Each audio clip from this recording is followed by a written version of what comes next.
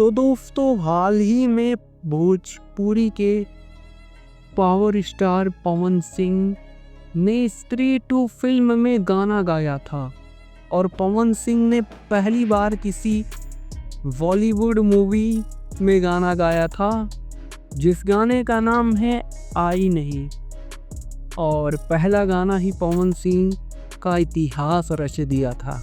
जी हाँ दोस्तों, पवन सिंह का गाना इतिहास रच दिया, महा इतिहास। और पहली बार पवन सिंह ने बॉलीवुड मूवी में गाना गाया और पहला ही गाना रचा महा इतिहास। जी हाँ, और 600 मिलियन व्यूज क्रॉस कर गया है यूट्यूब पर पवन सिंह का गाना आई नहीं। ये गाना सिर्फ एक चैनल पर 600 मिलियन के प्लस व्यूज क्रॉस कर गया है और 600 मिलियन के क्लब में यह गाना शामिल हो गया है, जो कि बहुत बड़ी बात है।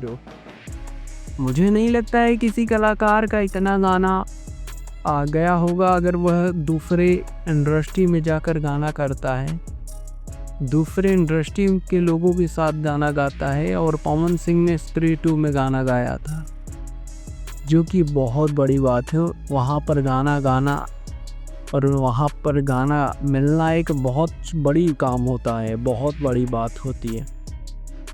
तो आने वाले टाइम पर बहुत सारी चीज़ें होंगी, बहुत सारी जानकारी मैं आपको देने वाला हूँ, बताने वाला हूँ, दिखाने वाला हूँ।